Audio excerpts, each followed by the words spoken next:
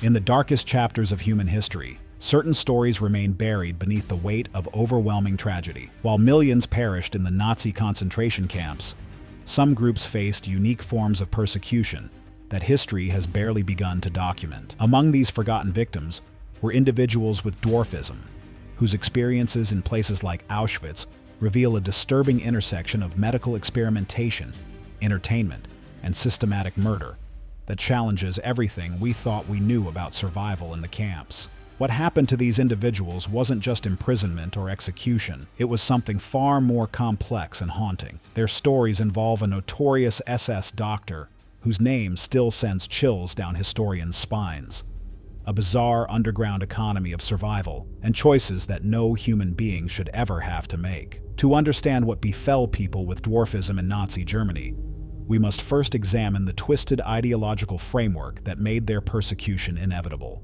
The Nazi regime didn't simply target Jewish people, Roma, or political dissidents. Their vision of racial purity extended to anyone they deemed genetically inferior or unfit for their imagined master race. Under the Nazi medical establishment, individuals with dwarfism were classified as having hereditary defects that threatened the genetic health of the German people. This classification placed them squarely within the crosshairs of the regime's eugenics programs, which began with forced sterilization and escalated to systematic murder. The law for the prevention of hereditarily diseased offspring, enacted in 1933, specifically targeted people with various physical and mental conditions, including dwarfism. This legislation provided the legal framework for what would become one of history's most comprehensive attempts to eliminate entire populations based on medical conditions. The Nazi approach to eugenics was built upon pseudoscientific theories that had been circulating in Europe and America for decades. They took these flawed concepts and transformed them into state policy, creating a bureaucratic machinery of persecution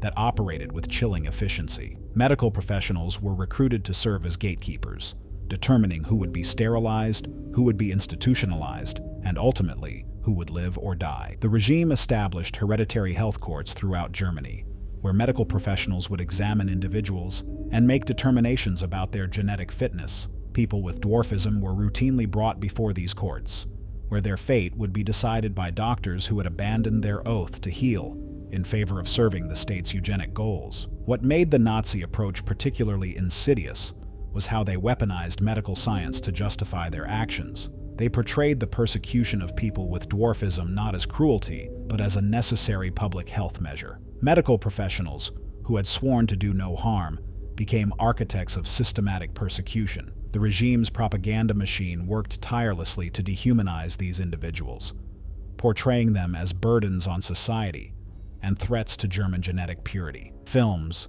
posters, and educational materials depicted people with dwarfism as dangerous genetic aberrations who threatened the future of the German race.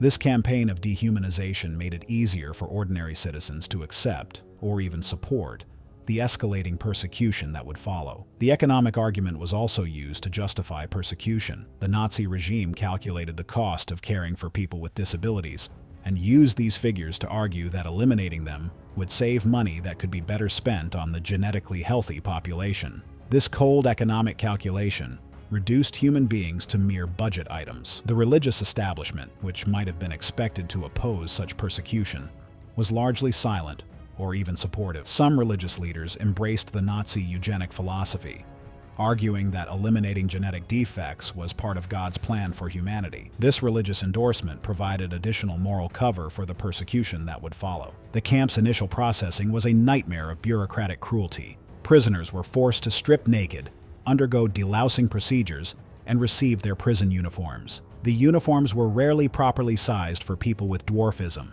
adding another layer of humiliation to an already degrading process. What happened next would depend largely on chance, timing, and the twisted interests of the camp's medical staff. Some would face immediate execution, while others would become subjects in experiments that violated every principle of medical ethics. Still others would find themselves thrust into roles that challenged every assumption about survival and collaboration in the concentration camps. The name Josef Mengele has become synonymous with Nazi medical atrocities, and his presence at Auschwitz fundamentally changed the experience of people with dwarfism in the camp. Known as the Angel of Death, Mengele held a particular fascination with genetic anomalies and spent considerable time studying individuals with dwarfism. Mengele's background was that of a well-educated physician who had earned his medical degree and later a PhD in anthropology. He had studied under professors who promoted racial hygiene theory, and he arrived at Auschwitz in 1943 with ambitious plans to conduct research that would support Nazi racial ideology. His academic credentials gave him credibility and authority that he would use to justify unspeakable cruelty. The doctor's interest in dwarfism wasn't driven by any genuine medical curiosity or desire to help. Instead, he saw these individuals as perfect subjects for his twisted research into heredity and racial theory. He believed that by studying people with dwarfism, he could better understand genetic mechanisms and potentially find ways to prevent such conditions in the future German population. Mengele's compound within Auschwitz became a place of particular horror for people with dwarfism. The area was equipped with primitive medical facilities, photography equipment, and makeshift laboratories where he conducted his experiments. The contrast between the medical pretense and the brutal reality of the procedures created a uniquely disturbing environment. The doctor's experiments on people with dwarfism were systematic and brutal.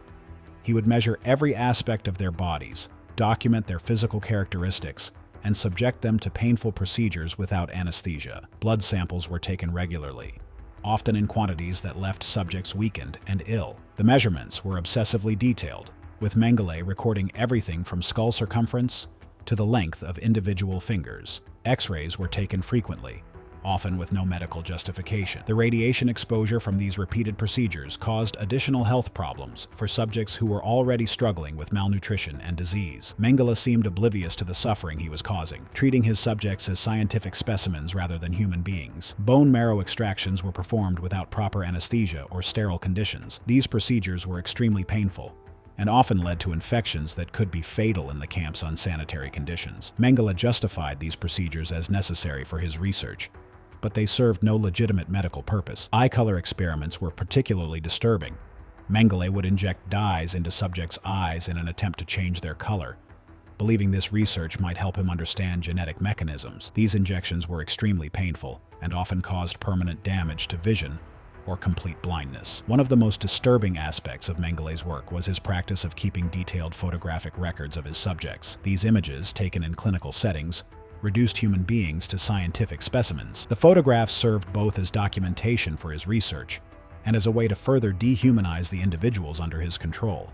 The psychological aspects of Mengele's experiments were as damaging as the physical procedures. Subjects were forced to participate in their own exploitation, knowing that resistance would mean immediate death and that cooperation might only delay the inevitable. The doctor often spoke to his subjects in a calm, clinical manner while performing painful procedures, creating a surreal atmosphere of normalized cruelty. Mengele's compound in Auschwitz became a place where the normal rules of the camp were suspended. People with dwarfism who fell under his protection were provided with better food, medical care, and living conditions than the general camp population. However, this apparent privilege came at a terrible cost. The psychological torture of being treated as a scientific curiosity while watching others suffer and die created its own form of trauma. Subjects were forced to participate in their own exploitation, knowing that resistance would mean immediate death and that cooperation might only delay the inevitable. The doctor's research notes reveal the cold, scientific language he used to describe his human subjects. He referred to them by number rather than name, described their physical characteristics in clinical detail, and recorded their responses to various procedures as if they were laboratory animals. This dehumanizing language helped him justify his actions to himself and to others. The legacy of Mengele's experiments would haunt survivors for the rest of their lives. The physical damage from his procedures was often permanent,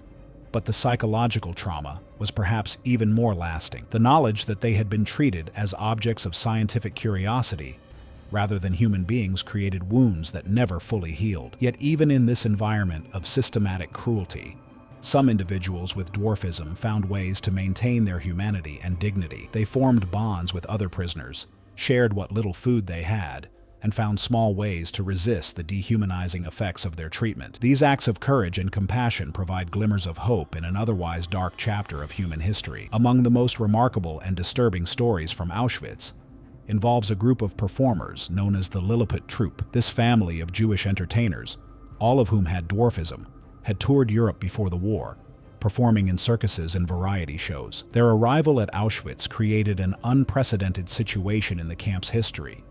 The Ovitz family, as they were known, consisted of 7 siblings with dwarfism and their average height family members. Their pre-war success as entertainers had made them well known throughout Eastern Europe, and this fame would prove to be both their salvation and their curse within the camp system. Before the war, the Ovitz family had built a successful entertainment career that spanned decades. They had performed in major cities across Europe, appeared in films, and developed a reputation as skilled musicians and performers. Their success had provided them with a comfortable middle-class lifestyle and recognition that extended far beyond their local community. The family's entertainment career had been built on their unique physical characteristics, but they had managed to maintain dignity and respect in their performances. They were skilled musicians who could play multiple instruments, singers with trained voices, and entertainers who could engage audiences with wit and charm. Their success challenged prevailing attitudes about people with dwarfism and proved that they could be valued members of society. When the war began, the Ovitz family faced increasing persecution as both Jewish people and individuals with dwarfism. Anti-Semitic laws restricted their ability to perform, and the Nazi eugenics program targeted them for potential sterilization or elimination. They were forced to register with authorities and faced growing threats to their safety and livelihood. The family's deportation to Auschwitz came in 1944, when they were rounded up along with other Jewish residents of their Romanian hometown. They arrived at the camp with little knowledge of what awaited them, but their distinctive appearance immediately attracted attention from both guards and other prisoners. When the Ovitz family arrived at Auschwitz, they faced the same selection process as every other arrival. However, their unique appearance quickly caught the attention of SS officers, who recognized their potential value as entertainment for the camp staff. This recognition led to one of the most morally complex survival stories in Holocaust history. The family was assigned to special barracks and given better food and living conditions than the general prisoner population. In exchange, they were required to perform for SS officers and visiting dignitaries. These performances took place in a surreal setting, where entertainment occurred against the backdrop of mass murder and systematic starvation. The performances themselves were elaborate productions that required significant preparation and resources. The family was provided with musical instruments, costumes, and a small stage area where they could perform. SS officers would attend these shows as a form of entertainment, often bringing guests to witness the unusual spectacle of a family of performers with dwarfism entertaining their captors. The moral complexity of their situation was staggering. By entertaining their captors, the family was able to protect not only themselves, but also other prisoners who worked as their assistants and support staff. However, this survival strategy required them to provide pleasure to the very people who were orchestrating genocide. The performances included musical numbers, comedy routines, and variety acts that had been part of their pre-war repertoire.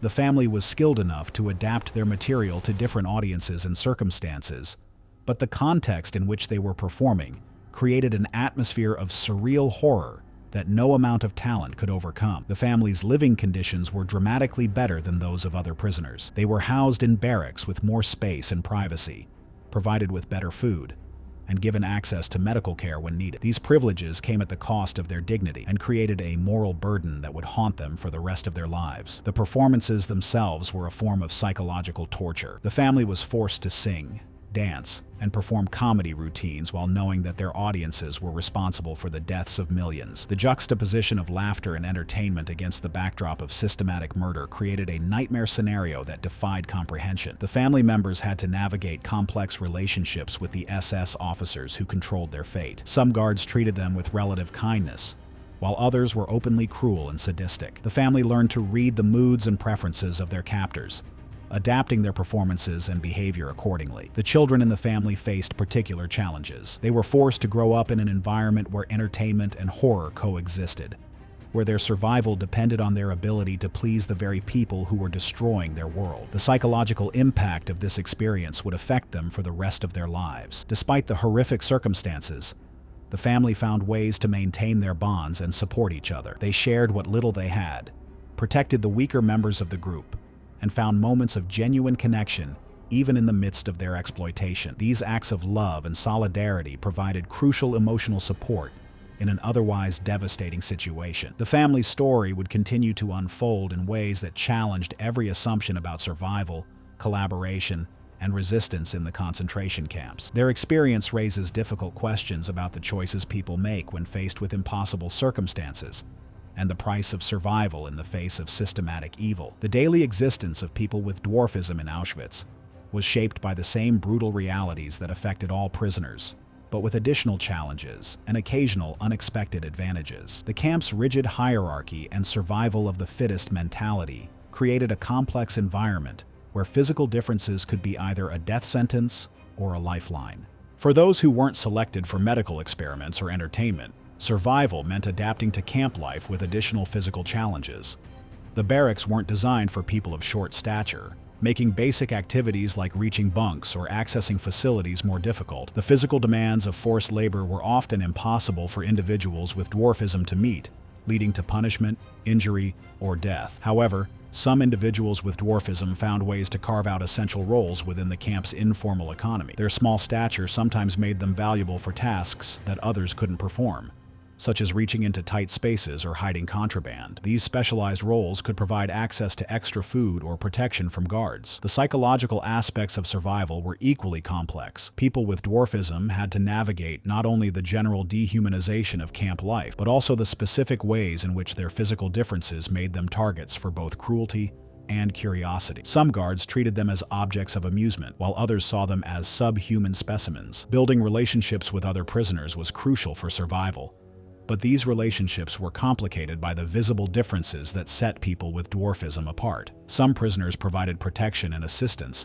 while others saw them as liabilities or burdens. The camp's harsh environment made solidarity both essential and dangerous. The constant presence of death created a unique psychological burden. People with dwarfism were often selected for execution during the periodic selections that sent prisoners to the gas chambers. Living with the knowledge that their physical differences made them particularly vulnerable to these selections created a constant state of terror and uncertainty. Within the brutal hierarchy of Auschwitz, a complex underground economy emerged where protection, food, and survival could be bartered and traded. For people with dwarfism, navigating this system required careful calculation and often impossible moral choices. Some individuals with dwarfism found themselves valuable to prisoner functionaries who ran various aspects of camp life. Their unique physical characteristics made them memorable to guards and administrators, which could be leveraged for small privileges or protection. However, this visibility was a double-edged sword that could just as easily lead to persecution. The entertainment value that some people with dwarfism provided wasn't limited to formal performances. Individual prisoners sometimes used their physical differences to curry favor with guards through informal entertainment or by becoming objects of curiosity. These interactions were deeply degrading, but could mean the difference between life and death. Trading relationships within the camp were complex and dangerous. People with dwarfism sometimes possessed skills or knowledge that made them valuable to other prisoners. Some had been skilled craftsmen, entertainers, or professionals before the war, and these abilities could be bartered for food, protection, or medical care. The moral complexity of these survival strategies weighed heavily on those who employed them. Every decision involved calculating not just personal survival, but the potential impact on family members, friends, and fellow prisoners. The knowledge that any advantage might be temporary added another layer of psychological stress to an already impossible situation. Information became another form of currency within the camp. People with dwarfism who were subjects of medical experiments sometimes had access to information about camp operations, planned selections, or transportation schedules. This knowledge could be life-saving for other prisoners, but sharing it involved enormous risks.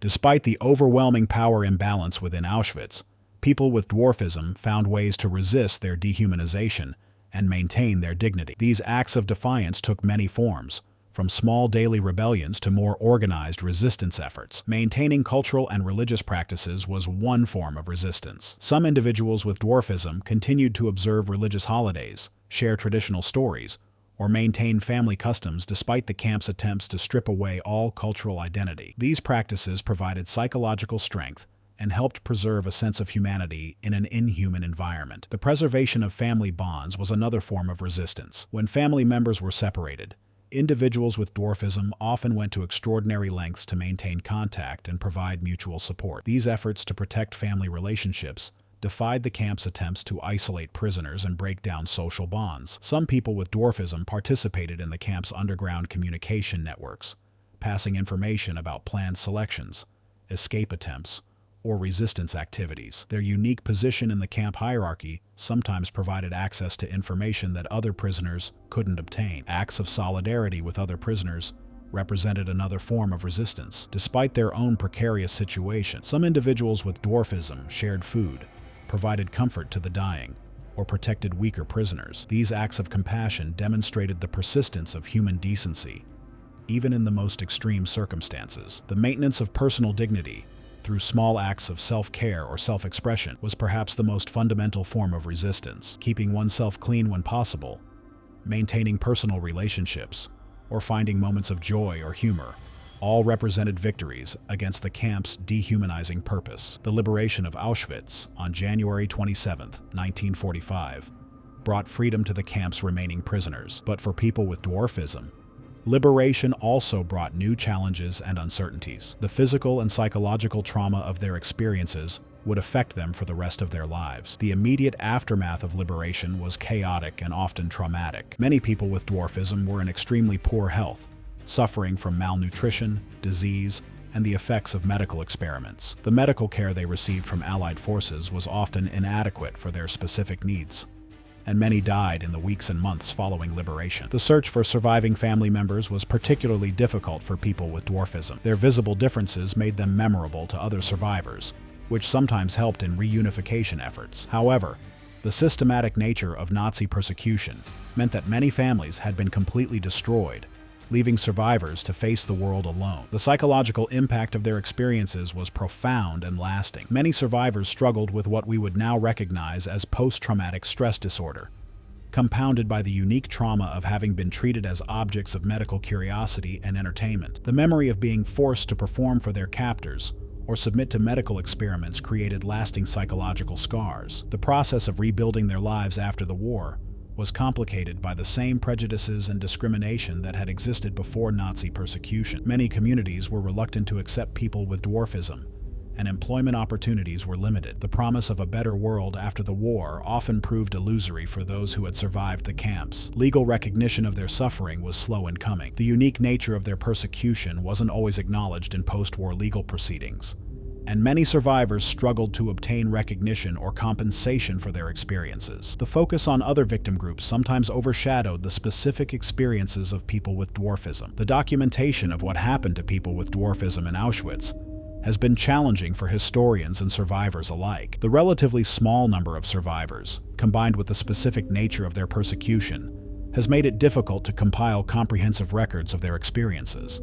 The process of collecting testimonies from survivors began immediately after the war, but many people with dwarfism were reluctant to speak about their experiences. The shame and trauma associated with their treatment made it difficult for them to find words for what they had endured. The entertainment aspect of their persecution was particularly difficult to discuss, as it raised complex questions about collaboration and survival that few people were prepared to address. The testimony of Perla Ovitz, one of the surviving members of the Lilliput troupe, provides crucial insights into the daily reality of life in the camps. She described the complex emotions of being forced to perform for SS officers, while knowing that their audiences were responsible for the deaths of millions. Her account reveals the psychological burden of survival and the impossible choices that individuals faced in the camps. Perla's testimony describes how the family was torn between gratitude for their survival and guilt about the means by which they had survived. She spoke about the degrading nature of the medical examinations they were forced to undergo, and the way in which their physical differences were exploited for the entertainment of their captors. The medical records from Mengele's experiments provide another source of documentation,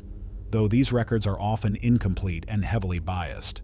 The clinical language of these documents fails to capture the human suffering they represent, reducing individuals to numbers and measurements. However, they do provide evidence of the systematic nature of the persecution and the types of procedures that were performed. Survivor testimonies reveal the incredible resilience and adaptability of people with dwarfism in the face of systematic persecution. They describe how individuals found ways to maintain hope and humanity, even in the most dehumanizing circumstances. These stories of survival provide important insights into the human capacity for endurance and resistance. The testimonies also reveal the complex relationships that developed between prisoners with dwarfism and other inmates. Some prisoners provided protection and assistance, while others saw them as burdens or curiosities. The camp's harsh environment made solidarity both essential and dangerous, creating complex moral dilemmas that survivors struggled to understand and explain. Many survivors described the constant fear of selection for the gas chambers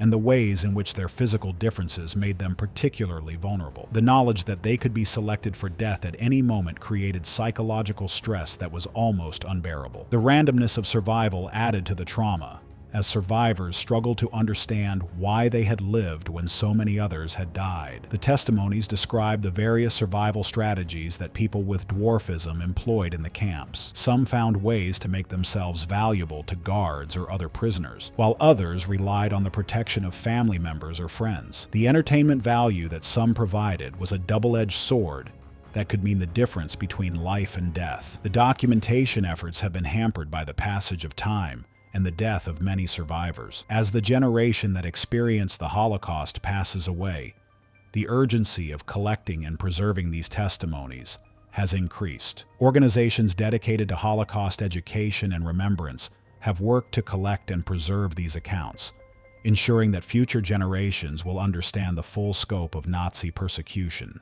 The physical evidence of what happened to people with dwarfism in Auschwitz is limited but significant. Photographs taken by SS officers, medical records, and physical artifacts provide tangible proof of their experiences. However, much of this evidence was destroyed by the Nazis in their attempts to cover up their crimes. The preservation of testimonies has required sensitive handling, as many survivors were reluctant to relive their traumatic experiences. Interviewers have had to balance the need for historical documentation with respect for the emotional well-being of survivors. The process of giving testimony has been therapeutic for some survivors, while others have found it too painful to bear. The testimonies have revealed patterns of experience that help historians understand the broader scope of Nazi persecution, the systematic nature of the treatment of people with dwarfism, the role of medical experimentation, and the use of entertainment as a survival strategy. All provide insights into the complex mechanisms of genocide and survival. The documentation efforts have also revealed the ways in which people with dwarfism were able to maintain their humanity and dignity despite systematic dehumanization. Their stories of resistance, solidarity, and compassion provide important lessons about the human capacity for resilience and moral courage in the face of extreme adversity. The testimonies have been crucial for educating future generations about the Holocaust and ensuring that the experiences of people with dwarfism are not forgotten. These accounts provide a human face to historical events and help people understand the individual impact of systematic persecution and genocide. The persecution of people with dwarfism in Auschwitz was part of a broader Nazi campaign against individuals with disabilities and genetic differences. Understanding this context helps explain why people with dwarfism were targeted and how their experiences fit into the larger pattern of Nazi genocide. The Nazi euthanasia program, which began with the systematic murder of people with disabilities, established the precedent for the later persecution of people with dwarfism. This program tested the methods and justifications that would later be used in the Holocaust, making it a crucial precursor to the genocide that followed. The involvement of medical professionals in these programs was particularly significant. The participation of doctors, nurses, and other medical personnel in persecution and murder represented a fundamental violation of medical ethics and helped legitimize the Nazi approach to genetic improvement. The intersection of medical experimentation and entertainment in the treatment of people with dwarfism reveals the complex motivations behind Nazi persecution. The regime's desire to study and eliminate genetic differences, combined with a voyeuristic fascination with human differences, created a uniquely degrading form of persecution. The Nazi approach to people with dwarfism also reflected broader societal attitudes toward disability and difference. The persecution didn't occur in a vacuum, but built upon existing prejudices and fears about genetic defects and social burdens. The story of what happened to people with dwarfism in Auschwitz offers important lessons about human nature, medical ethics, and the dangers of unchecked prejudice. These lessons remain relevant today as we continue to grapple with issues of discrimination, medical ethics, and human rights. The role of medical professionals in the persecution of people with dwarfism serves as a stark reminder of the importance of medical ethics and the potential for abuse when medical authority is combined with political power. The participation of doctors in systematic persecution challenges us to maintain vigilance about the ethical use of medical knowledge and authority. The complex survival strategies employed by people with dwarfism in the camps highlight the impossible moral choices that individuals faced under extreme persecution. These stories challenge simple narratives about collaboration and resistance, showing how survival often required navigating impossible moral terrain.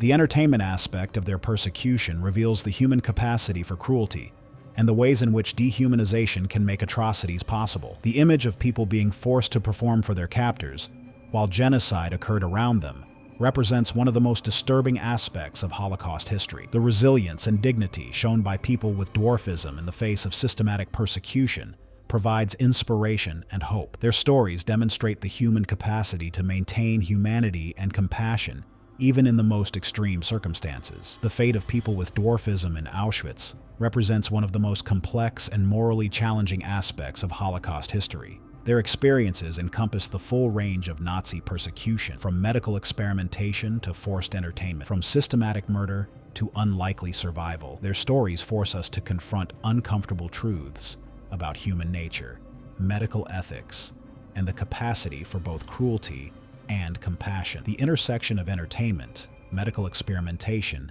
and genocide in their experiences created a unique form of persecution that defies easy categorization or understanding. The survival strategies employed by people with dwarfism in the camps reveal the incredible complexity of life under extreme persecution. Their experiences challenge simple narratives about collaboration and resistance, showing how survival often required navigating impossible moral choices. The documentation and preservation of their stories has been crucial for our understanding of the Holocaust and for ensuring that their experiences are not forgotten. As we continue to study and remember the Holocaust, we must ensure that all victims are remembered and honored. The experiences of people with dwarfism in Auschwitz remind us that persecution can take many forms, and that survival often requires impossible choices. Their stories challenge us to examine our own prejudices and to work toward a world where human dignity is protected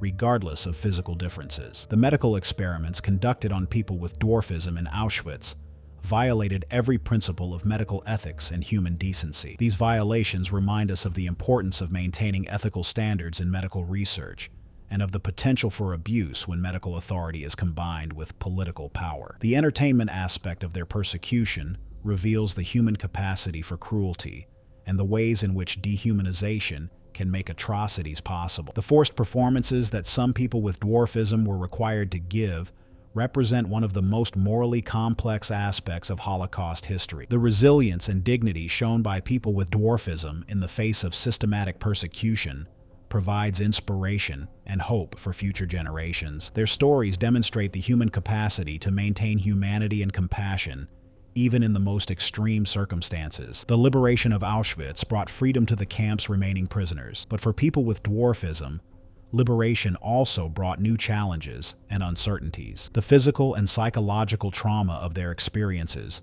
would affect them for the rest of their lives, and many struggled to rebuild their lives in a world that remained prejudiced against people with disabilities. The broader context of Nazi persecution shows how the experiences of people with dwarfism fit into the larger pattern of genocide and systematic murder. Their persecution was part of a comprehensive campaign against anyone deemed unfit for the Nazi vision of racial purity. The lessons learned from their experiences remain relevant today as we continue to grapple with issues of discrimination, medical ethics, and human rights. Their stories challenge us to remain vigilant against prejudice and to work toward a world where all people are treated with dignity and respect.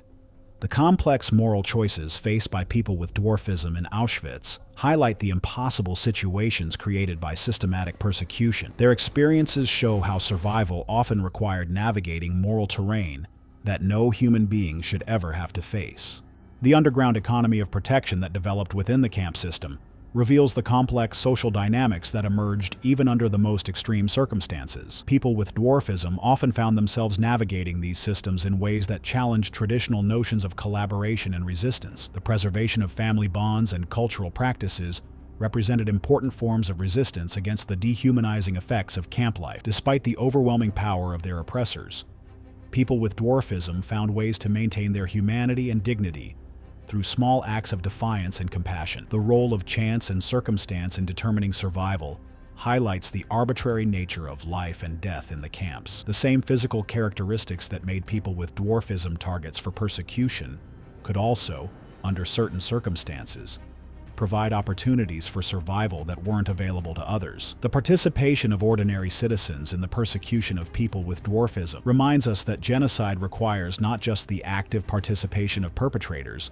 but also the passive acceptance of broader society. The Nazi propaganda campaign against people with disabilities helped create the conditions that made their persecution possible. The post-war experiences of survivors reveal the lasting impact of trauma and the challenges of rebuilding lives after systematic persecution. Many people with dwarfism who survived the camps continued to face discrimination and prejudice, showing that liberation from the camps didn't necessarily mean freedom from persecution. The testimonies and documentation of their experiences have become increasingly important as survivors age and pass away. These accounts provide crucial insights into the human capacity for both cruelty and compassion, and they serve as important reminders of the dangers of unchecked prejudice and discrimination. The medical experiments conducted on people with dwarfism in Auschwitz represent some of the most serious violations of medical ethics in history. These experiments were conducted without consent, caused unnecessary suffering,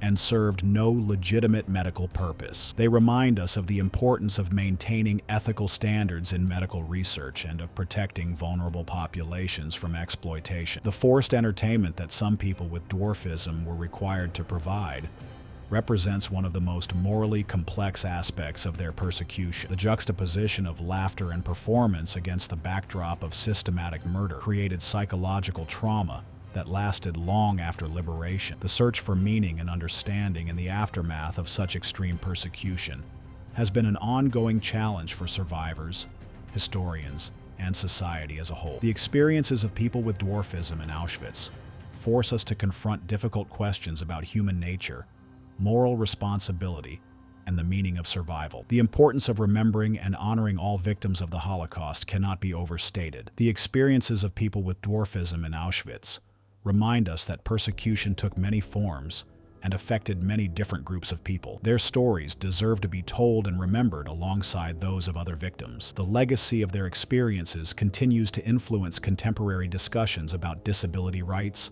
medical ethics, and human dignity. Their stories provide important lessons about the dangers of prejudice and the importance of protecting vulnerable populations from exploitation and abuse. If you enjoyed this video, please like and subscribe to our channel so you never miss out on more history documentaries.